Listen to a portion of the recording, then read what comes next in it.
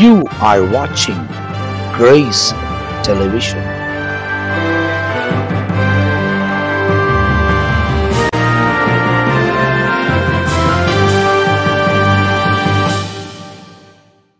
Praise the Lord.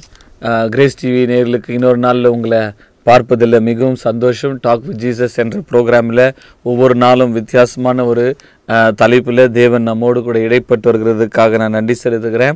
இன்றைக்கு நாம் பார்க்க போகிற தலைப்பு அப்பா பிதாவே என்று சொல்லி, நம்முடைய பிதா எப்பேர் பெற்றவர், ஆண்டவராய் இயேசு கிறிஸ்துவை நம்ம ஆண்டவராய் இயேசு கிறிஸ்து மூலமாக இந்த பிதாவாகிய தேவனிடத்தினுடைய கேரக்டர்ஸ் என்ன, ஓல்ட் டெஸ்ட்மெண்ட் நியூ டெஸ்ட்மெண்ட்டில் அவருக்கு கொடுக்கப்பட்ட நாமங்கள், அதனுடைய அர்த்தம் என்ன என்று நாம் பார்க்கலாம். ரோமன்ஸ் சாப்டர் 8:15 அந்தபடியே திரும்பவும் பயப்படுறதுக்கு நீங்கள் அடிமை தினத்தின் ஆவியை பெறாமல் அப்பா பிதாவே என்று கூப்பிட பண்ணுகிற புத்திர சுவிகாரத்தின் ஆவியை பெற்றீர்கள். பாருங்க, நமக்கு ஆண்டவராய் இயேசு கிறிஸ்துவை இந்த உலகத்துக்கு வந்த நோக்கமே எதற்காக அவர் பாடுபட்டார் அப்படின்னு சொல்லும்போது நமக்கு தெரியும். ஆண்டவராய் இயேசு பிதாவினுடைய ஒரே குமாரன், அவருடைய நேசகுமாரன், அவரையே அப்பிதா என்ன பண்ணிட்டார்னா ரோமர் 8:32 வாசிக்கிறோம், சொந்த குமாரனையே கொடுத்துட்டாருங்களாம். ஏன் அவரை சிலுவையில் அடிப்பதற்கும் அவரை அதாவது துப்பப்படுவதற்கும் பரிகாசத்துக்கும் ஆண்டவராய் இயேசு நிந்தனைக்கும் சிலுவையில் ஆணிகள் அடிக்கப்பட்டு அந்த ஒரு கொடுமையான ஒரு காரியத்தை ஏன் சகித்தார் என்று சொல்லும்போது எபிரேயர்ல நாம் வாசிக்கிறோம், அநேக பிள்ளைகள் மகிமையில கொண்டு வந்து சேர்க்கணும். மெனி சில்ட்ரன்ஸ் நம்மெல்லாம் தேவனுடைய பிள்ளைகளா மாறணும். அதற்காக தான் பாருங்க எபிரேயர் 2:10 ஏனென்றால் தமக்காகவும் தம்மாலையும் சகலத்தை உண்டாக்கினவர் அநேக பிள்ளைகள் மகிமையிலே கொண்டு வந்து சேர்க்கையில் அவருடைய ரட்சிப்பின் உபத்திரவங்களினாலே பூர்ணப்படுத்துகிறது அவருக்கு ஏற்றதா இருக்குது. அப்போ நிறைய பிள்ளைங்க பரலோகத்துக்கு வரணும். இதற்காக தான் பிதாவாகிய தேவன் குமாரனா இயேசுவை அனுப்பி அவர் பலியாகி அவருடைய ரத்தத்தின் மூலமா நம்மளெல்லாம் மீட்டுக்கொண்டு நாம் தேவனுடைய பிள்ளைகள் ஆயிட்டோம். இப்போ நீங்க கேட்கலாம், அப்போ ஓல்ட் டெஸ்ட்மெண்ட்ல ஆண்டவருக்கு நிறைய பேர் கொடுத்தாங்களே, அதனுடைய அர்த்தம் என்ன, அது நமக்கு யூஸ் ஆகுமா? நிச்சயமாகும். பாருங்க, பழைய ஏற்பாட்டில் ஆண்டவர் எப்படி தன்னை வெளிப்படுத்தினார். மோசேக்கு சொல்றாரு, அதாவது நான் இருக்கிறவராகவே இருக்கிறேன் என்று சொல்லி ஆண்டவர் மோசேக்கு சொல்றாரு, ஐ ஆம் தட் ஐ ஆம். எக்ஸோடஸ் சாப்டர் 3 நம்ம வாசிக்கிறோம். அதாவது யெகோவாவாக அவர் வெளிப்பட்டார். அவர் அன்சேஞ்சபிள் காடாக. யாத்திராகமும் 3 ஒரு வசனம் வருது பாருங்களேன், நான் இருக்கிறவராகவே இருக்கிறேன் என்று சொல்லி ஆண்டவர் சொல்றார். 12 அதற்கு அவர் நான் உன்னோடு இருப்பேன் என்று சொல்கிறார். பிறகு சொல்றாருங்க, ஐ ஆம் தட் ஐ ஆம் என்று தன்னை வெளிப்படுத்துகிறார். யாத்திராகமும் 34 14 கூட, எக்ஸோடஸ் 34:14 கர்த்தருடைய நாமம் எரிச்சல் உள்ளவர் என்பது, அவர் எரிச்சல் உள்ள தேவன் ஆகியால் அந்நிய தேவனை பணிந்து கொள்ள வேண்டாம். பாருங்க, ஆண்டவருக்கு ஒரு பேர் என்ன, எரிச்சல் உள்ள தேவன். Is a jealous God. அவர் பழைய ஏற்பாட்டில் யெகோவா என்று மாறாதவராக அவர் வெளிப்பட்டார். என்னுடைய நாமம் வல்லமை உள்ளது. அநேக பேர்கள் ஆண்டவருக்கு பழைய ஏற்பாட்டில் கொடுக்கப்பட்டது.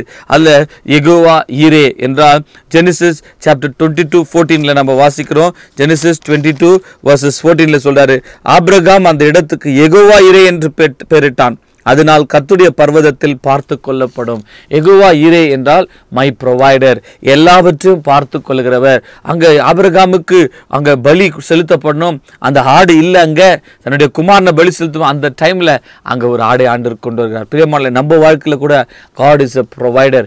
நமக்கு இந்த பழைய ஏற்பாட்டில் யெகோவா ஈரேயாக வெளிப்பட்டவர் புதிய ஏற்பாட்டில் பிதாவா இருக்கிறார், அன்புள்ள அப்பாவா இருக்கிறார். அவர் நம்முடைய தேவைகள் எல்லாம் சந்திப்பார். இரண்டாவதாக யெகோவா ராஃபா, அவர் சுகம் அளிக்கிற தேவன். அது எக்ஸோடஸ் 15:26 நம்ம வாசிக்கிறோம், நானே உன் பரிகாரியாகிய கர்த்தர். யாத்திராகமம் 15:26 நானே உன் பரிகாரியாகிய கர்த்தர். I am the Lord that healeth thee. Jehovah Rapha என்றால் நானே உனக்கு சுகத்தை கொடுக்கிற தேவன். புதிய ஏற்பாட்டில் இந்த சுகத்தை கொடுக்கிற பிதா இயேசு கிறிஸ்துவின் தழும்புகளால நம்ம சுகமாக்கிட்டார். பாருங்களேன், அவர் அப்பாவா இருக்கிறார் இல்லையா? அப்போ இன்னும் அதிகமான ஒரு ரிலேஷன்ஷிப். பழைய ஏற்பாட்டில் சுகம் அளிக்கிற தேவனா இருந்தவர், புதிய ஏற்பாட்டில் அன்புள்ள அப்பாவாக இருக்கிறபடியால் நமக்கு சுகத்தை நிச்சயமா கொடுப்பார். இயேசு கிறிஸ்துவின் தழும்புகளால நாம் சுகமாகிறோம். மூன்றாவதாக யெகோவா நிசி என்றால் யாத்திராகமம் 17 15 எக்ஸோடஸ் 17:15 மோசே ஒரு பலிபீடத்தை கட்டி அதற்கு யெகோவா நிசி என்று பெயரிட்டான். யெகோவா நிசி என்றால் என்ன அர்த்தம்? The Lord is my banner of victory. அதாவது கர்த்தருடைய ஜெயக்கொடி என்று அர்த்தம். கர்த்தர் வெற்றியை கொடுக்கிற தேவன். நம்ம வாழ்க்கையில நிறைய போராட்டம் வருது, பிரச்சனைகள் வருது, அநேக விதமான சூழ்நிலைமைகள் நம்ம லைஃப்ல காணப்பட்டாலும் நம்முடைய பரமபிதா பாருங்க, பழைய ஏற்பாட்டில் ஜெகோவா நிசி என்றால் வெற்றியை கொடுக்கக்கூடிய the banner of victory. அதாவது Lord is my banner. கர்த்தர் எனக்கு ஜெயத்தை கொடுக்கிறவர். அப்போ நம்ம வாழ்க்கையில வருகிற ஒவ்வொரு பிரச்சனைகளையும் போராட்டங்களையும் நமக்கு வெற்றியை கொடுக்கிற பரமபிதாவா இருக்கிறார். ஸோ இயேசு கிறிஸ்துவனுடைய நாமத்தினால நமக்கு எவ்வளவு ஆசீர்வாதம்னா, நமக்கு எல்லா இடங்களையும் 2 கொரிந்தியர் 2 அதிகாரத்தில் வாசிக்கிறோம் 14ஆம் வசனத்தில் நமக்கு எல்லா இடங்களிலும் வெற்றி கொடுக்கிற தேவனுக்கு ஸ்தோத்திரம். ரோமர் 8:37 முற்றுமுடிய ஜெயம் கொள்கிறா நம்ம மாற்றுகிறார். பிரியமானவர்களே, 5ஆவதாக பார்க்கும்போது யெகோவா மக்கதேஷ் என்றால் the Lord who sanctifies. லேவியராகமம் 20ஆம் அதிகாரம் 8ஆம் வசனம், என் கட்டளைகளை கை கொண்டு நடவுங்கள், நான் உங்களை பரிசுத்தமாக்குகிற கர்த்தர். ஜெகோவா மக்கதேஷ் என்றால் என்ன அர்த்தம்? உங்களை பரிசுத்தமாக்குற கர்த்தர். இந்த புதிய ஏற்பாட்டில் நமக்கு இந்த பரிசுத்தமாக்குற தேவன் ஜெகோவா மக்கதேஷா இருந்த ஒரு பழைய ஏற்பாட்டில் இன்னைக்கு நமக்கு பிதாவா இருக்கிறார். பரமபிதான் போதும் ரொம்ப க்ளோஸ் ரிலேஷன்ஷிப். அவரே நம்மளை இயேசு கிறிஸ்துவின் ரத்தத்தினால நம்மளை சுத்திகரிக்கிறார். 5ஆவதாக பார்க்கும்போது ஜெகோவா ஷலோம். ஜட்ஜஸ் சாப்டர் 6:24 வாசிக்கும் போது the Lord is my peace என்று வாசிக்கிறோம். சமாதானத்தின் தேவன். நியாயாதிபதிகளின் புஸ்தகம் 6ஆம் அதிகாரம் 24ஆம் வசனம். நியாயாதிபதிகளின் புஸ்தகம் 6ஆம் அதிகாரம் 24ஆம் வசனம். அங்கே கிதியோன் கர்த்தருக்கு ஒரு பலிபீடத்தை கட்ட அதற்கு யெகோவா ஷாலோம் என்று பெயரிட்டான். அது இந்நாள் வரைக்கும் அபியாசர் ஊரிலே இருக்கிறது. யெகோவா ஷாலோம் என்றால் காட் இஸ் மை பீஸ் அல்லது தேவனுடைய சமாதானம். பிரியமானவர்களே, இந்த உலகத்தில் சமாதானம் இல்லை. ஆனால் ஆண்டவராகிய இயேசு கிறிஸ்துவின் ரத்தத்தினால நமக்கு சமாதானத்தை தேவன் கொடுத்தார்.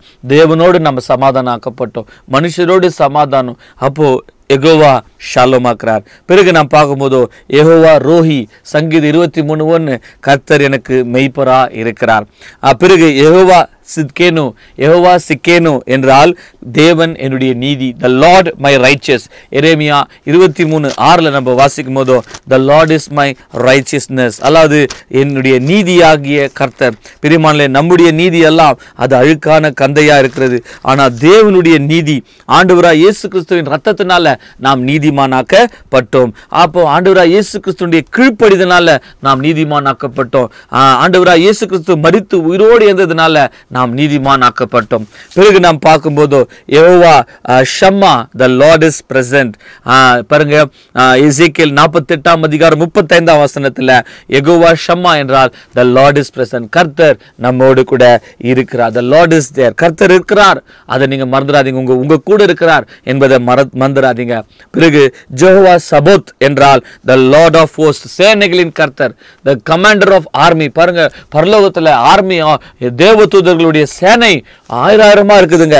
அந்த சேனைக்கு அதிபதி நம்முடைய ஆண்டவரா இருக்கிறார். சோ அந்த டேனியல் சாப்டர் 7:10 ஆண்டருக்கு பேர் என்னன்னா சேனைகளின் கர்த்தர். தாவீது கூட கோலியத் யுத்தத்துக்கு போகும்போதோ சேனைகளின் கர்த்தருடைய நாமத்தில் வர்றான். பிரியமான, உங்களை சுத்திரம் தேவனுடைய சேனையாகிய தேவதூதர்கள் இருக்கிறாங்க. நீங்க போகும்போதெல்லாம் அவங்க பாதுகாத்து கொள்வாங்க. பிறகு ஆண்டருக்கு ஒரு பேர் என்னன்னா யெகோவா மக்கா என்று சொன்னால் the Lord who smites. நம்முடைய சத்துருக்களை அவர் தோற்கடிக்கிற தேவனா இருக்கிறார். யெகோவா உசி என்றால் the Lord my strength. நமக்கு பலனாகிய ஒரு கர்த்தராய் இருக்கிறார். பிறகு மெஸ்ஸியா என்றால் anointed one. அபிஷேகம் பண்ணப்பட்டவர். யோவான் 1:41 மேசையாவை கண்டோம். ஆண்டவராகிய இயேசு கிறிஸ்து இந்த உலகத்தில் தேவனால் அபிஷேகம் பண்ணப்பட்ட மேசையாவாக நமக்காக இந்த உலகத்துக்கு வந்தார். அவர் ரபி என்றால் போதகர் என்று அர்த்தம். பிரியமானவர்களே, லோகோஸ் என்று சொல்லும் போதோ அவர் வார்த்தையாகிய தேவன். பிறகு நாம் பார்க்கும்போதோ El Elyon the most high God. உன்னதமான தேவன் அவர். ஆதியாகமம் 14ஆம் அதிகாரம் 17ஆம் வசனத்தில் வாசிக்கும் போதோ உன்னதமான தேவன் எல் எலியோன் ஆக வெளிப்பட்டார். பிரியமானவர்களே, இன்னொரு பேர் ஆண்டருக்கு என்னன்னா எல் ஷடாய் என்று சொல்லும் போதோ the all sufficient God அல்லது almighty God. பாருங்க, நமக்கு எல்லாவற்றுக்கும் எல்லாமா இருக்கிற தேவன். ஆபிரகாமுக்கு ஆண்டவர் எல் ஷடாயா வெளிப்பட்டார். the all sufficient God. அவர் எல்லாவற்றுக்கும் போதுமான ஒரு தேவன். எலோஹிம் என்று ஆண்டவருக்கு பேர். எலோஹிம் என்றால் the powerful creator. என்னுடைய வல்லமையுள்ள சிருஷ்டிகர்த்தர், அந்த எலோமஹீமா இருக்கிறவர் உன்னை என்னையும் படைத்தார். உங்கள் வாழ்க்கையில் எந்த பிரச்சனை இருந்தாலும் சரி, அவங்கள சிருஷ்டிகர்த்தர் அதை சரியாக்க வல்லவராக்கிறார். சரீரத்தில் நிறைய பலவீனம் இருக்கலாம், இந்த அவயத்தில் அந்த அவயத்தில் பலவீனமாக்கலாம். ஆனால் சிருஷ்டிகர்த்தராகிய தேவன் அந்த புதுசாக எல்லாவற்றையும் சுகத்தை கொடுத்து அவர் புதுசாக மாற்றுகிற தேவனாக இருக்கிறார். எல்ரோயி என்றால் அவர் காண்கிற தேவனா இருக்கிறார். ஆதியாகமம் 16 அவர் அந்த ஆகாரை கண்டவர் உங்களையும் கூட காண்கிறவராய் இருக்கிறார். பிரியமானவரே, ஏல் என்றால் the strong one. ஆகினால ஆண்டவர் அந்த பலமுள்ள தேவன். ஏல் எலோயி இஸ்ராயேல் என்று சொல்லும் போதோ இஸ்ரவேலின் தேவனாக காணப்படுகிறார். பிரியமானே, இந்த தேவனுடைய நாமங்கள் உங்க வாழ்க்கையில் ஒரு ஆசீர்வாதமாய் இருப்பதாக. பராக்லெட்டோஸ் என்று சொல்லும் போதோ நமக்கு தேற்றரவாளனாய் பரிசுத்த ஆவியானவர் ஹெல்ப்பர் இருக்கிறார். ஜான் காஸ்பல் 14:16 மாத்திரம் நான் வாசித்தர பரிசுத்த ஆவியானவர் உங்க வாழ்க்கையில் எப்படி இருக்கிறார் என்று சொன்னால் ஒரு ஹெல்ப்பரா. உங்க வாழ்க்கையில் வருகிற பிரச்சனைகள் போராட்டங்கள் மத்தியில ஆண்டவர் எப்படி இருக்கிறாருங்க? he helps you. பாருங்க, யோவான் 14:24 26, என் நாமத்தினால பிதா அனுப்ப போகிற பரிசுத்த ஆவியாக தேற்றரவாளன் எல்லாவற்றையும் உங்களுக்கு போதித்து நான் உங்களுக்கு சொன்ன எல்லாவற்றையும் உங்களுக்கு நினைப்பூட்டுவார். பரிசுத்த ஆவியானவர் இன்னைக்கு நமக்கு ஆண்டவர் கொடுத்துக்கிறார். பிரியமானவர்களே, இந்த வசனத்தை கேட்ட நீங்கள் எல்லாரும் ஆண்டவருடைய அநேக நாமங்களை குறித்து நான் சொன்னேன். இந்த சொல்லப்பட்ட நாமங்கள் அவர் உங்களுக்கு பிதாவா இருக்கிறார். இயேசு கிறிஸ்துவோட ரத்தத்தினால நீங்க அப்பா பிதாவே எனக்கு நீங்க எல்லோஹீமா என்னை படைத்தவராக எல்ஷடா எல்லாவற்றுக்கும் போதுமானவராக இருக்கிறீங்களே, உமக்கு நன்றி. யெகோவா ஈரே எல்லாவற்றையும் பார்த்து கொள்கிறீங்களே, யெகோவா ஷம்மா என்னோடு கூட இருக்கிறீங்களே அப்படின்னு சொல்லிட்டு நீங்க கர்த்தரை ஆராதிக்கும் போதோ உண்மையாகவே இந்த நாளில அந்த தேவனுடைய வல்லமை உங்களுக்குள்ளே வெளிப்படும். ஜெபம் செய்யலாங்க. பரலோக பிதாவே, இந்த நாளிலே கர்த்தாவே நீ கொடுத்த ஒவ்வொரு வசனங்களுக்காக ஸ்தோத்திரம். அந்த தேவனுடைய நாமம் அது வல்லமை உள்ளது அப்பா. அந்த நாமத்தை நாங்கள் சொல்லும் போதோ அங்க பரமபிதா யெகோவா இரேவா எல்ஷடாயாக எங்கள் ஆண்டவராகிய இயேசு கிறிஸ்துவின் ரத்தத்தின் மூலமா நாங்கள் பிதாவிடத்தில் சேரும்படியான ஒரு பாக்கியத்தை கொடுத்தீர். இந்த கேட்ட வசனங்களை ஆசீர்வதியும். அந்த பரமபிதாவை நேசிக்க அவரிடத்தில் தைரியமாய் வர உதவி செய்யும். அந்த பிள்ளைகள் மத்தியில் அந்த வல்லமை வெளிப்படட்டும். ஒவ்வொருத்தருக்கும் சுகத்தை தாரும்.